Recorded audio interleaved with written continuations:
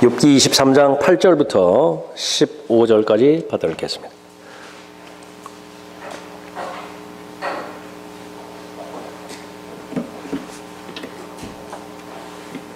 8절입니다. 보라, 내가 앞으로 가도 그분은 거기 계시지 아니하고 뒤로 가도 내가 그분을 감지할 수 없도다. 그가 왼편에서 일하시나 내가 그분을 바라볼 수 없고 그가 오른편에서 자신을 감추시니 그분을 볼 수가 없도다. 그러나 그는 내가 택한 길을 알고 계시니 그가 나를 연단하시면 내가 금같이 나오리라. 내 발이 그의 발걸음을 따랐고 그의 길을 지켜 벗어나지 아니하였도다. 내가 그의 입술의 명령에서 돌아서지 아니하였고 내가 그의 입의 말씀들을 내게 필요한 음식보다 더 귀히 여겼도다. 그러나 그는 생각이 하나시니 누가 그를 돌이킬 수 있으랴. 그의 혼이 원하시는 그것을 그가 행하시는도다. 이는 그가 나를 위하여 정해두신 일을 행하시며 그러한 일이 그에게 많이 있음이라. 그러므로 내가 그의 면전에서 괴로워하며 내가 생각할 때면 그를 두려워하는도다. 두려워하는도다라고 하는 말씀이 나오죠. 하나님을 두려워하는 것, 그것이 하나님에 대해서 배워야 되는 그런 순서 가운데서 가장 첫 번째입니다. 실제로 복음을 만날 때도 그렇죠. 복음이 왜 필요한 것인가?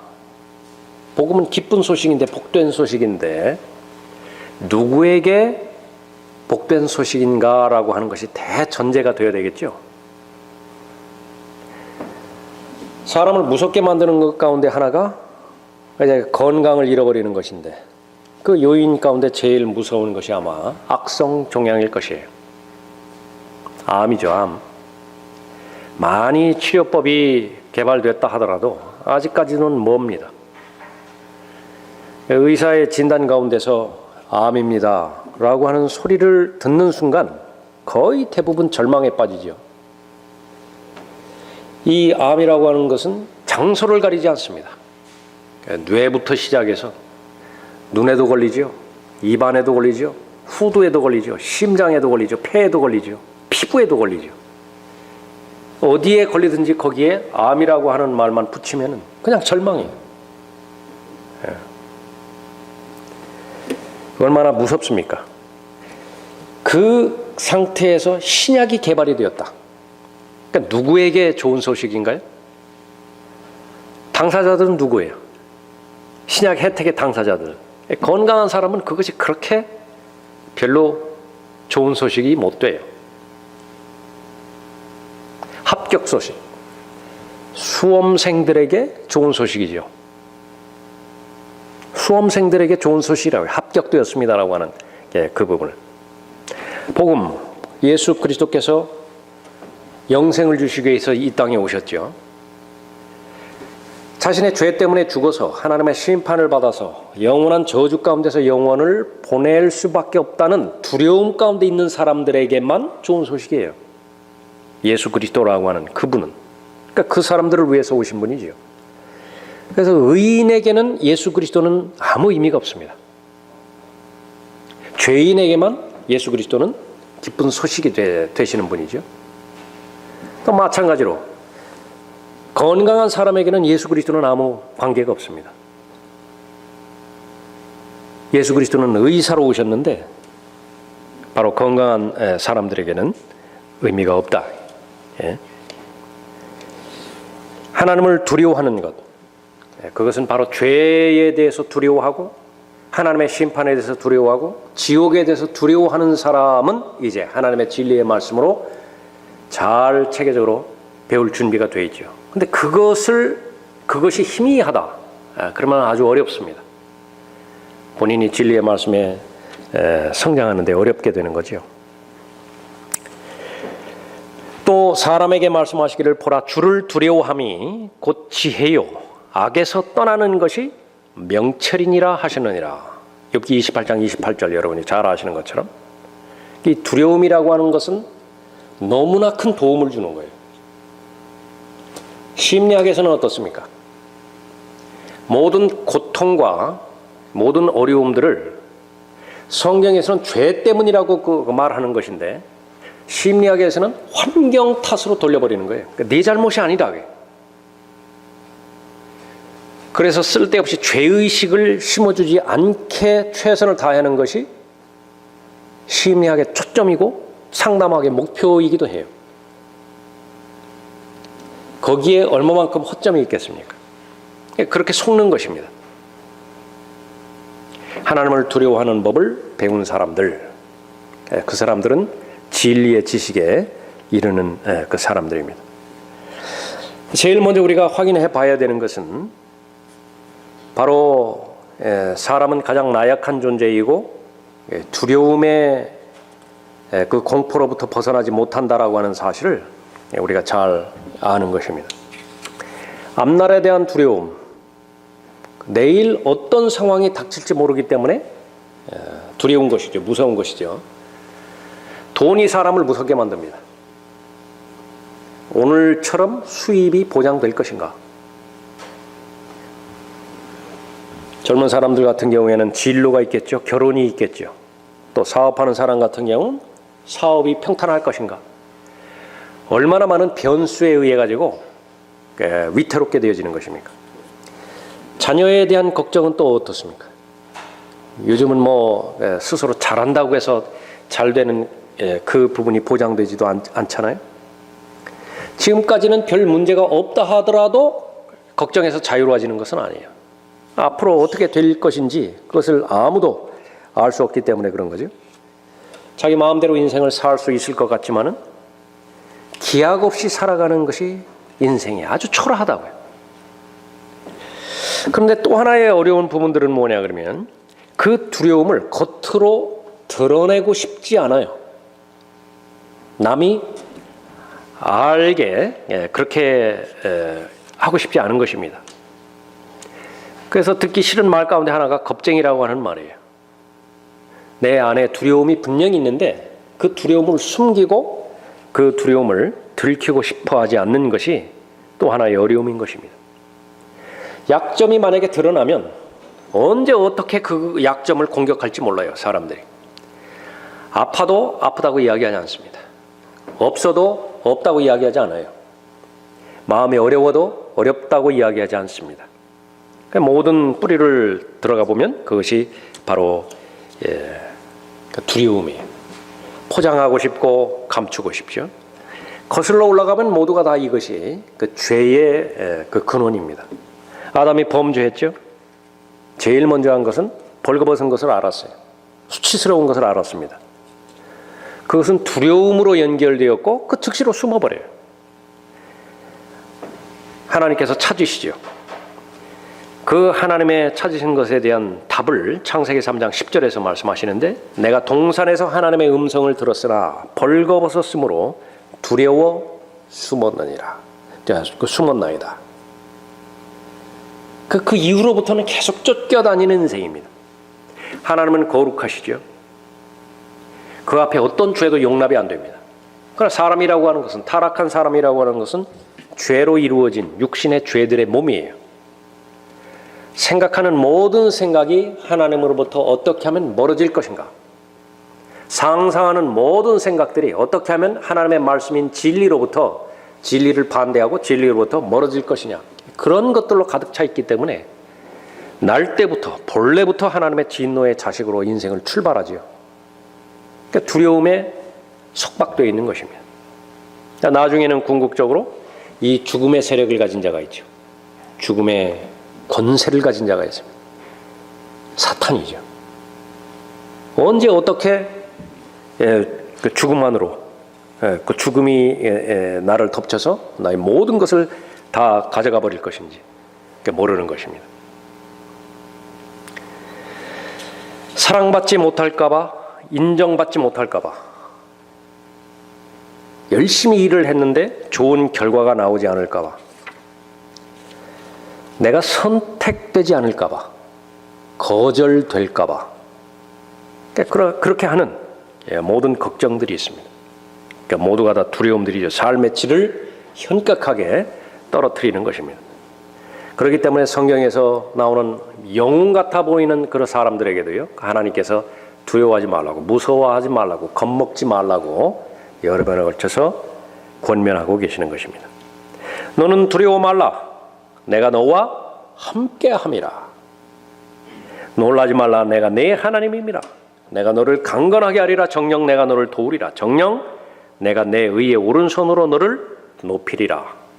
어떤 상황이었길래 이 이사야 41장 10절에서 하나님께서 말씀하실까요? 다 반대 상황이죠.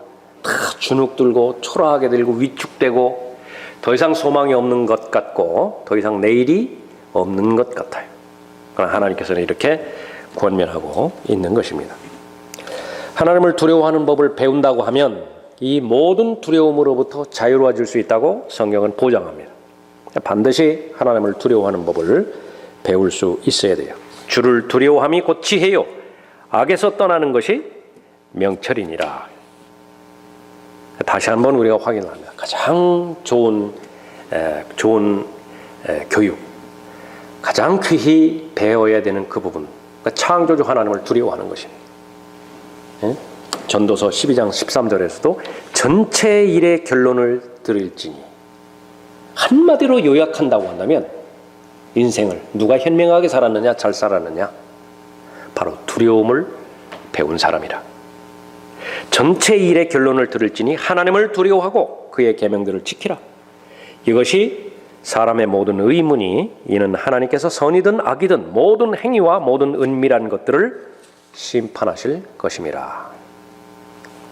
하나님을 두려워하는데 왜 하나님의 계명들을 무시하겠습니까? 하나님의 계명들을 봤더니 준비하라는 내용들이 있잖아요. 기회가 주어졌고 때가 주어졌고 필요들이 주어졌습니다. 준비하라고요. 그러니까 준비하지 않을 이유가 없겠죠. 자, 하나님을 두려워함으로 진리를 알게 되죠. 어떤 진리를 아는 것입니까? 제일 첫 번째로 가장 두려운 것은 하나님을 만나지 못한다는 사실임을 아는 거예요. 많은 두려움들이 있는데 그 두려움 가운데서 가장 두려운 것이 뭐냐? 하나님을 못 만나요. 하나님이 나에 대해서 만나주지 않으세요. 그것보다 더 사람을 절망 가운데 빠뜨리는 두려움이 없다라고 하는 사실을 아는 것입니다. 8절 보십시오. 보라, 내가 앞으로 가도 그분은 거기 계시지 아니하고. 하나님을 만나뵈러 성전으로 갔거든요. 거기 안 계시는 거예요. 마음에 확신이 있어야 되는데 내가 하나님을 만났다라고 하는 그것이 없어요. 뒤로 가도 내가 그분을 감지할 수 없도다. 그가 왼편에서 일하시나 내가 그분을 바라볼 수 없고, 그가 오른편에서 자신을 감추시니 그분을 볼 수가 없도다. 이스라엘이 계속해서 하나님 앞에 범죄하고 하나님을 반역했을 때요, 하나님께서는 이스라엘을 피하십니다. 이스라엘로부터 자신을 감추세요. 그 다음부터는 종교의 힘으로 살아가야 됩니다. 우리가 주의 명절 공부할 때도 우리가 살펴봤지만 그 전까지는 주의 명절이에요. 주의 명절은 잔치 아니겠어요? 페스티벌이라고. 그러니까 주님과 더불어서 같이 즐기고 누리고 신나해하고 그렇게 하는 것인데, 그 자리에 호스트가 없어요. 주님이 계시지 않습니다. 그러니까 그 모인 사람들끼리만 끼리끼리 모여서 자화자찬하는 것입니다. 그래서 주의 명절이 유대인의 명절로 타락해버려요.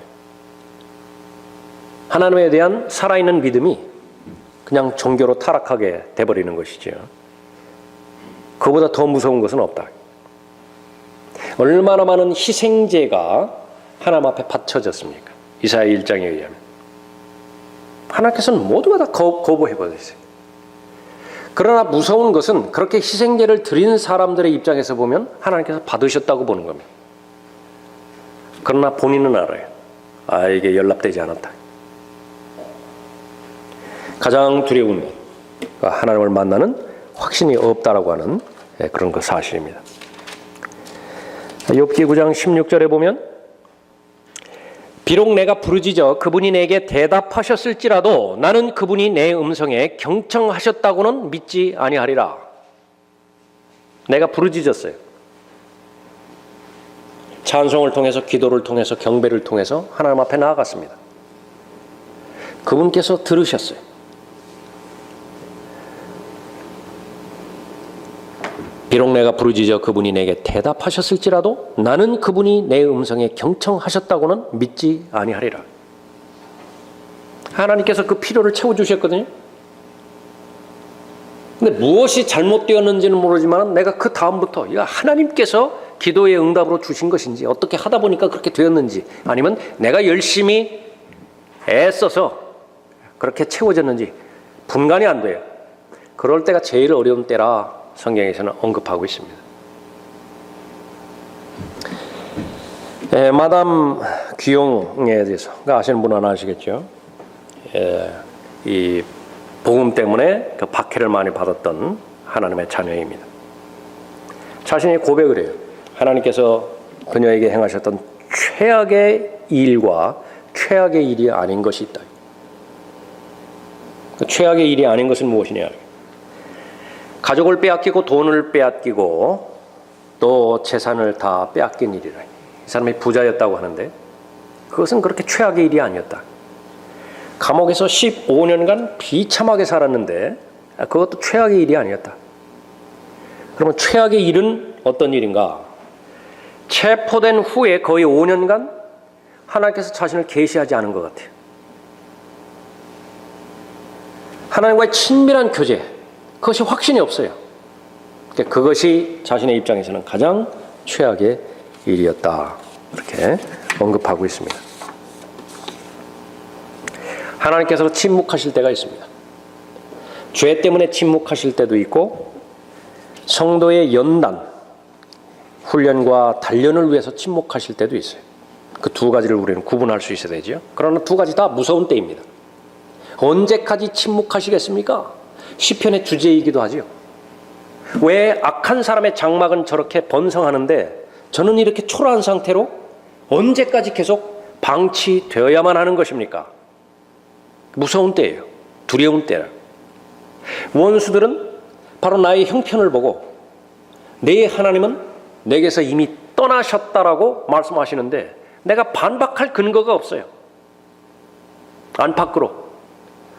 나도 그 원수들의 생각이 옳은 것 같습니다. 무서운 때죠. 그러나 침묵하신다고 해서 하나님이 아닌 것이 아니라 여전히 하나님이세요. 침묵하신다고 해서 하나님께서 손을 멈추신 것이 아니라, 걸음을 멈추신 것이 아니라 여전히 일을 하고 계시는 것입니다. 누가 알 수 있는 것인가? 하나님을 두려워하는 사람은 그 사실을 아는 것입니다. 우리에게는 답이 없다고요. 그러나 하나님께는 없는 답이 없습니다. 하나님께서는 모든 것을 다 해결하실 수 있죠. 보라, 내가 새 일을 행하리니 이제 나타나리라. 너희가 그 일을 알지 못하겠느냐? 근데 많은 경우 하나님께서 나를 만나주시지 않는다라고 하는 그 사실에 거의 확신을 가질 때에 알지 못해요. 하나님께서 과연 이 시간에도 일을 하고 계실 것인가? 성경은 분명하게 말합니다. 하나님께서는 쉬지 않으시는 거예요. 여전히 일하고 계시는 것입니다. 내가 정령 광야의 길을, 사막의 강들을 내리라. 이때 사탄이 가장 반격하기 좋을 때입니다. 너무나 극심하게 고소하는 것이. 한두 번 해봤잖아. 안 들으시잖아. 기도를 멈추게 만드는 거예요. 읽어도 여전히 냉랭하잖아. 시간 낭비 아니야? 바로 그러한 사탄의 반격에 맞설 힘이 있어야 극복해 나갈 텐데 하나님을 두려워하는 법을 배우지 못했다고 한다면 가장 두려운 때, 하나님을 만나지 못할 때에 그것을 극복하지 못하는 것이죠. 하나님을 두려워함으로 인해서 진리를 알게 되죠. 그래서 하나님을 두려워하는 것을 배우라고 말씀하는 것입니다. 그러니까 어떤 진리를 배울 수 있습니까?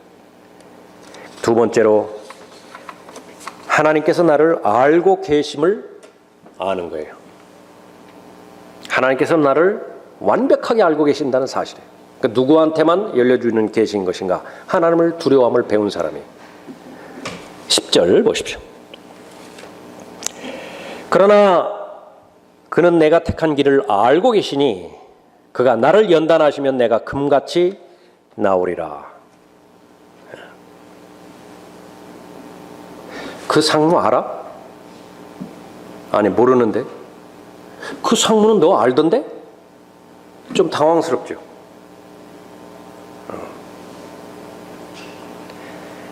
예수 그리스도를 알고 있는 사람들, 하나님의 자녀가 되는 사람들, 그 사람이 하나님께서 나에 대해서 알고 계시는지 알고 계시지 않는지 그것을 모른다 하더라도 하나님을 두려워하는 것을 배운 사람들은 아는 것이 있다. 하나님께서 나를 알고 계시는 것입니다. 하나님의 전지하심을 아는 것이죠. 그는 내가 택한 길을 알고 계시니, 나의 동기를 알고 계시고 내가 지금 겪고 있는 어려움을 알고 계시는 것입니다. 나는 생각한다고요. 아무도 몰라, 이 고통을. 가장 친한 사람에게조차 말 못하는 것입니다. 그냥 속으로 꿍꿍 알아요. 그러나 바로 하나님께서는 잘 알고 계시는 것입니다. 욥의 친구들, 처음에는 얼마나 좋은 동기로 왔습니까? 위로를 시도하죠. 그러나 위로자가 되지를 못해요. 궁극적으로 끝까지 위로자가 되지를 못합니다. 예수 그리스도는 우리의 위로자이시죠. 성령 하나님도 우리의 또 다른 위로자가 되시죠. 그러니까 그분만이, 하나님만이 나의 진정한 위로자가 되시는 것입니다. 진정한 위로자가 되지 못하는 상태에서 위로를 할 때에 그것이 부작용을 낳을 수도 있죠. 더 상처만 가중시킬 수 있다고요. 의도하지 않게 가해자가 될 수도 있어요.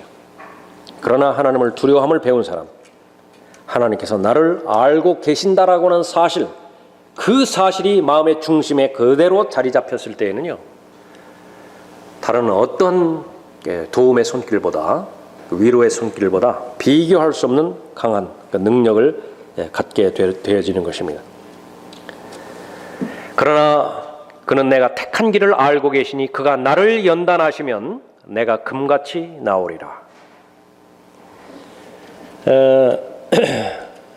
내가 가장 삶이 곤고할 때에, 어려울 때에, 가장 친한 그 친구마저도 다 내 곁을 떠나갔을 때에, 궁극적으로 하나님 한 분만 남죠. 그러나 하나님께서는 의도적으로 그런 상황으로 우리를 계속해서 몰아가실 때가 있습니다. 그것도 자주. 왜 그런 것이냐? 믿음의 대상은 친구가 아니기 때문에, 믿음의 대상은 조성된 환경이 아니기 때문에 빨리 그것을 떠나서 영원히 변치 않으시는 하나님 한 분만을 바라보고 하나님 한 분만을 신뢰하라고 그 목적으로 자꾸 헤집어 놓으시는 거예요. 환경을 뒤집어 놓으십니다. 시편 62편에서 그러한 모든 어려움 가운데 처해 있는 사람들에게 하나만 의지하라고 하는 거예요. 하나만. 근데 그 하나가 살아계신 하나님이십니다. 하나님만 의지하라. 하나님만. 그 하나님만 의지하는 사람은 능력 있는 사람이고 은혜가 풍성한 사람입니다. 진실로 내 혼이 하나님을 기다리니 나의 구원이 그에게서 오는도다. 오직 주만이 나의 반석이시오. 고백한다. 내가 지금 믿고 디딜 만한 것이 여러 개 있어요. 실상은. 내 능력도 어느 정도 되고요. 내 위치도 지금 이 정도 있으면은 그냥 멸시하지 못한다고요. 사회에서. 바울의 고백처럼 내가 예수 그리스도를 알기 전에는 그것이 신뢰할 만한 대상이었으나, 사랑의 대상이었으나, 그 예수 그리스도와 비교해보니까 그건 배설물이에요. 다 전혀 가치가 없어요. 헛것 중에 헛것이라. 오직 주만이 나의 반석이시오 나의 구원이시며 나의 요새시니 내가 크게 요동치 아니하리라. 그러나 이 반석이 사라지면 어떻게 돼요? 아무리 강해 보이는 사람이라 하더라도요, 그냥 요동쳐버리는 거예요.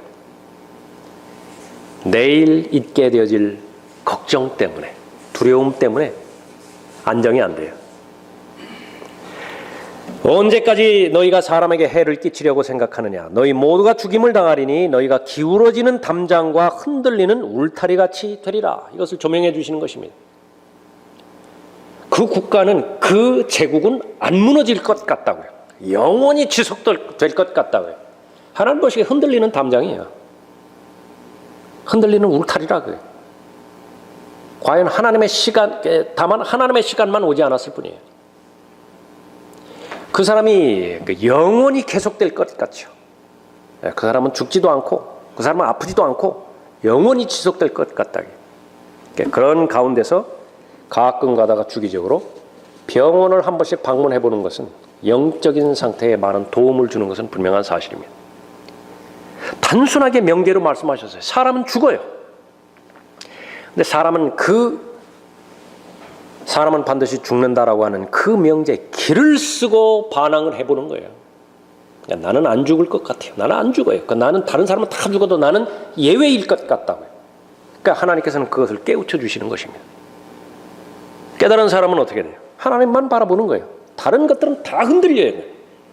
유일하게 흔들리지 않는 분이 있고 흔들리지 않는 왕국이 있는데 그 흔들리지 않는 분을 반석으로 삼아서 흔들리지 않는 왕국의 입구를 넓히는 것, 잘 준비를 하는 것, 그것은 하나님을 두려워함을 잘 배운 사람이라. 그 사람이 배울 수 있는 것은 무엇이에요? 내 혼아 너는 하나님만 기다리라. 나의 기대가 그로부터 오는도다. 오직 그만이 나의 반석이시며 나의 구원이시라. 그는 나의 요새시니 내가 요동치 아니하리로다. 계속 시편 62편 말씀입니다. 이 고백을 할 수 있도록, 이 고백에 머물러 있을 수 있도록 계속 둥지를 흔들어 놓는 거예요. 예. 하나님께서는 좋은 것만 주시죠. 하나님을 두려움을 배운 사람, 하나님께서 나를 알고 계심을 아는 거죠. 그 사실을 알아요. 그러니까 무엇을 아는 것입니까? 무엇이 나에게 가장 좋은 것인지 잘 안다고요. 하나님의 목적은 무엇이에요? 순도 100%의 금입니다. 순금이에요. 하나님은 욕심이 많으세요. 절대로 차선에 만족하지 않으신다. 그러기 위해서는 몇 번 용광로를 통과해야 되는지 아시는 거예요. 저 원석인 경우에는 4번 통과하면 돼요. 그래서 그 거품을 4번 걷어내면 순금으로 나오는 것입니다. 저 원석인, 저 광석인 경우에는 7번 통과가 돼요. 6번 통과했다고 해서 나머지 한 번은 봐주고 그러시는 것은 아니다. 왜 그렇습니까? 하나님은 하나님의 자녀를 사랑하시되 가장 귀히 사랑하시는 거예요. 하나님의 사랑은요, 가장 좋은 것만 주세요. 하나님께서 가장 좋은 것은 무엇이죠? 독생자 예수 그리스도이십니다. 아들을 주셨다고요. 아들을 주면서 바꾼 대상이 바로 여러분들이죠. 차선으로 살도록 허용하지 않으세요. 그분은 반드시 섭리 가운데 인도해 주시죠. 우리가 알거니와 하나님을 사랑하는 자들 곧 그분의 목적에 따라 부르심을 받은 자들에게는 모든 일이 합력하여 선을 이루느니라. 우리가 받아들이기 힘든 것은 모든 일이에요. 모든 일.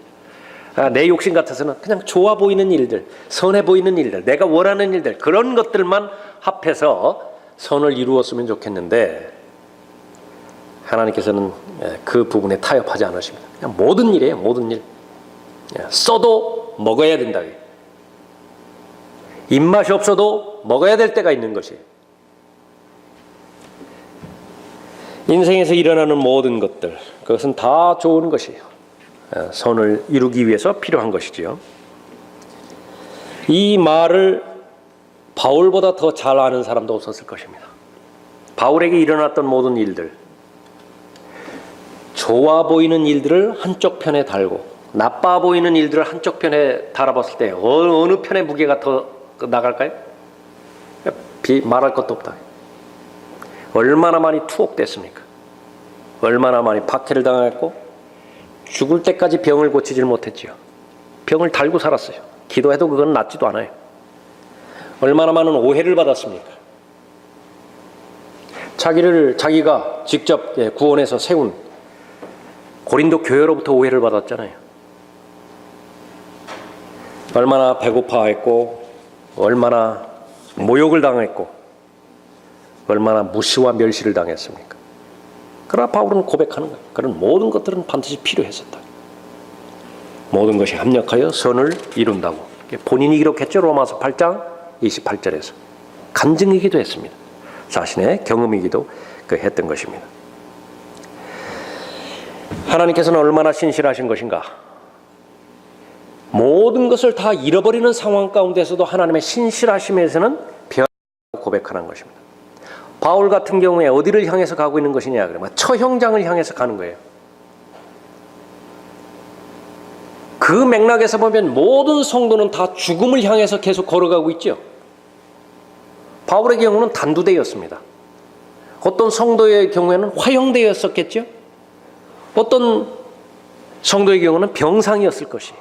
그러니까 죽음의 형태는 다 다르지만 어쨌든지 간에 죽음을 향해서 계속 걸어가고 있어요. 그것을 향해서 걸어가고 있다.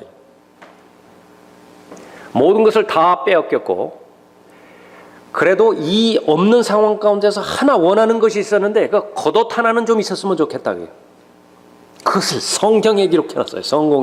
성경에 18평짜리 아파트, 뭐 32평짜리 아파트 이런 것이 아니라 외투 하나, 겉옷 하나, 그거는 좀 내가 필요하겠다. 책 한 권, 양피지로 쓴 책 한 권, 그거 좀 필요하다. 그런 것들을 제외하고서는 없어요. 아무것도 없어요.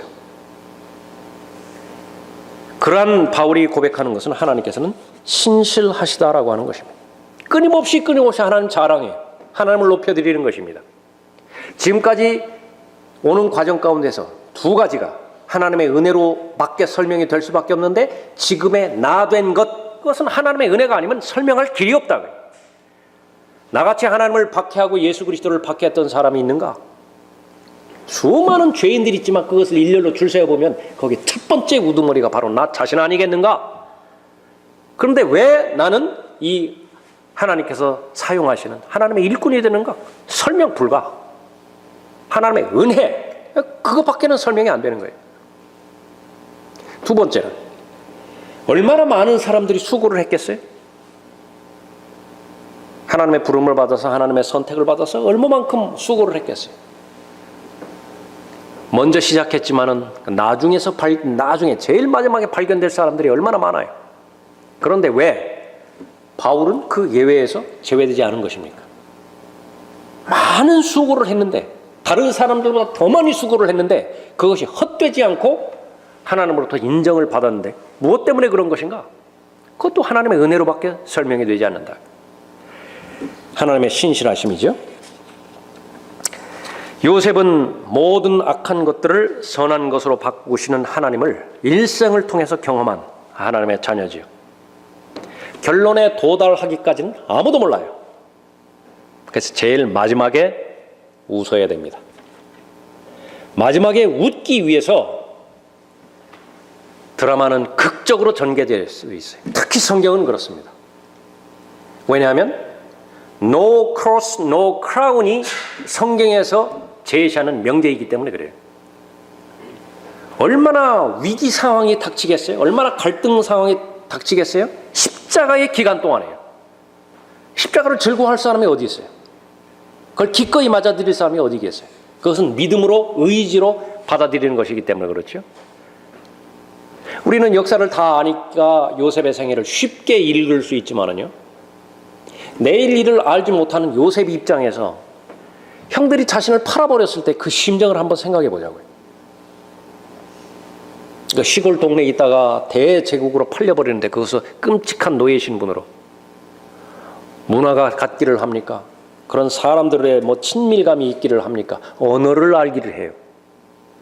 처음부터 다 시작해야 되는 것인데 그런 상황에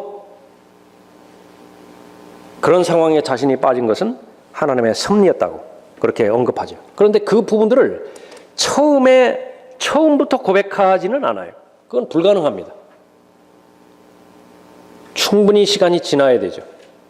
충분히 경험이 쌓여야 됩니다. 하나님을 두려워함을 배우고 하나님의 신실하심을 확신했을 때에 그 사실을 비로소 아는 것입니다. 요셉의 고백이에요. 형들에 대해서. 그러므로 당신들이 나를 이곳에 판 것을 이제는 슬퍼하거나 괴로워하지 마소서. 이는 하나님께서 생명을 보존하시려고 당신들 앞서 나를 보내셨음이니이다. 이 2해 동안 이 땅에 기근이 들었으나 아직도 5년이나 이삭이 패지도 못하고 추수도 못할 것이니이다. 하나님께서는 땅에서 당신들에게 후손을 보존하시고 당신들의 생명을 큰 구원으로 건지시려고 당신들을 앞서 나를 보내셨나이다. 그러므로 이제 나를 여기에 보낸 것은 당신들이 아니라 하나님이시니. 참 기가 막힌 고백이죠. 형들이 안 팔았으면 이곳으로 안 왔죠. 형들이 팔았으니까 이곳으로 온 거 아니에요? 그러니까 형들이 보낸 거예요. 하나님의 섭리를 알기 전에는 그렇게 해석할 수밖에 없습니다. 그러나 하나님을 두려워하는 법을 배웠죠. 하나님의 신실하심을 배웠습니다. 하나님의 섭리를 믿을 수 있는 믿음이 형성되었어요. 하나님께서 훤히 보여주시는 것은 하나님께서 보낸 것이다. 그러니까 어떤 방법으로 보낼 것이냐? 하나님 마음이요. 택시 태워서 보낼 수도 있고, 지하철로 보낼 수도 있고, 비행기 태워서 보낼 수도 있고, 말에 태워서 보낼 수도 있고, 아니면 터벅터벅 걸어가게 할 수도 있고. 그러니까 그 부분은 하나님의 주관이기 때문에 그건 하나님의 소관이라. 그 고백을 하는 것입니다. 그러므로 이제 나를 여기에 보낸 것은 당신들이 아니라 하나님이시니 그분이 나를 파라오에게 아비가 되게 하시고 그의 온 집의 주가 되게 하시며 온 이집트 땅의 치리자를 삼으셨나이다 말씀하십니다. 고난의 밤을 지날 때가 얼마나 많이 있습니까? 그때에 감정적으로 믿기 어렵다 하더라도 의지적으로 고백할 수 있고 믿을 수 있다고 한다면 하나님을 두려워하는 법을 배우는 것입니다. 성경에서는 여러분의 궁극적인 목적, 그것은 아들의 형상과 일치시키는 것이죠. 그러니까 예수 그리스도처럼 만드는 것이에요. 과정을 통해서 만드시는 과정이 있고 순간적으로 바꿔주시는 분이 있고 우리가 동의한다. 다 이해될 수 없어요. 다 해석되어질 수도 없습니다. 그러나 믿는 것입니다. 누구만 가능한 것이냐? 하나님을 두려워하는 법을 배운 사람입니다. 마지막 세 번째, 인생의 참된 가치를 아는 것입니다. 11절 보십시오. 내 발이 그의 발걸음을 따랐고 그의 길을 지켜 벗어나지 아니하였도다. 내가 그의 입술의 명령에서 돌아서지 아니하였고 내가 그의 입의 말씀들을 내게 필요한 음식보다 더 귀히 여겼도다. 인생의 참된 가치 어디에 있는 것인가? 두려움을 극복하는 법을 배울 수 있었을 뿐만 아니라 무엇이 가장 가치 있는 것인가? 진리에 대한 중요성과 진리에 대한 가치, 그것을 잘 배운 것이죠. 하나님을 절대적으로 신뢰합니다. 13절에 그러나 그는 생각이 하나시니 누가 그를 돌이킬 수 있으랴. 그의 혼이 원하시는 그것을 그가 행하시는도다. 이는 그가 나를 위하여 정해두신 일을 행하시며 그러한 일이 그에게 많이 있습니다. 그러므로 내가 그의 면전에서 괴로워하며 내가 생각할 때면 그를 두려워하는도다. 하나님과 가까이 동행하며 살아갈 수 있도록 하나님께서 인도해 주신 일, 그것을 확신하는 인생, 그것은 참된 인생의 참된 길이에요. 하나님을 믿을 수 있죠. 신실하신 하나님께서 인도해 주시는 대로 인내할 수 있죠. 그런 삶을 기꺼이 살아가는 사람, 그리스도인에게는 생명의 성령의 법이 주어졌습니다. 자신의 능력을 통해서 살아가는 것이 아니죠. 성령 하나님께 의지할 수만 있다고 한다면 성령께서 책임져 주시는 것입니다. 그것은 영원한 생명의 길이고 풍성히 열매 맺는 그 삶을 보장해 주시는 것입니다. 그 사람은 시간이 지나면 지날수록 더욱더 하나님을 절대적으로 신뢰하죠. 하나님께서 나를 바라보시는 사랑, 거기는 변함이 없습니다. 여러분이 아시는 것처럼 잘할 때도 사랑하고 못할 때도 사랑하십니다. 하나님과 가까이 있을 때도 사랑하지만 하나님과 멀찍이 떨어져 있을 때도 하나님의 사랑에는 변함이 없어요. 다만 우리가 하나님에 대한 우리의 태도가 시시각각으로 변할 뿐입니다. 그것을 계속 좁혀나가는 과정이 믿음이 형성되어지는 과정이에요. 나중에 궁극적으로 어느 시점에서는요, 어떠한 일이 벌어진다 하더라도 하나님에 대해서는 절대로 의심하지 않습니다.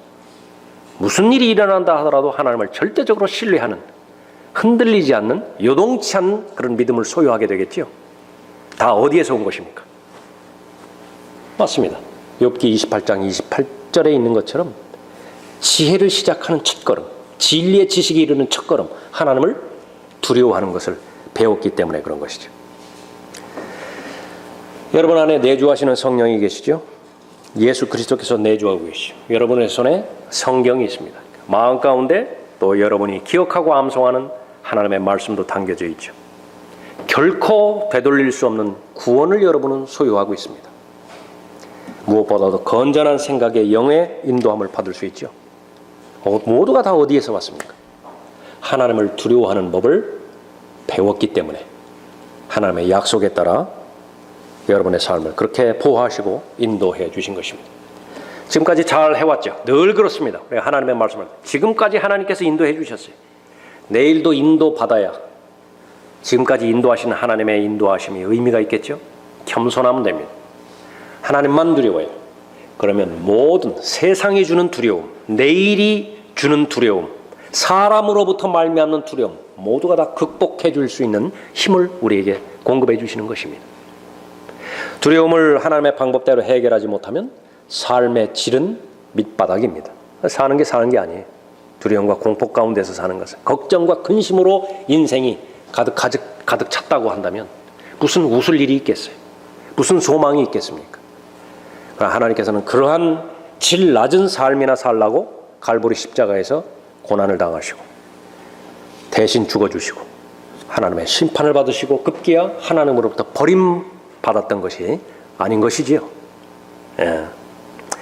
그럴수록 더욱더 하나님을 두려워하는 법을 배우는 그런 과정 가운데서 하나님의 말씀에 가까이 하고 또 하나님께서 계시해 주신 말씀을 토대로 해서 은혜의 보좌로 나아가서 하나님 앞에 여러분의 마음을 일일이 알려드리고 알려지게 하고 그러므로 해서 어떠한 두려움이라 하더라도 여러분의 마음에 틈타고 여러분의 마음에 들어와서 여러분을 공략하지 못하도록 잘 보호해야 할 것입니다.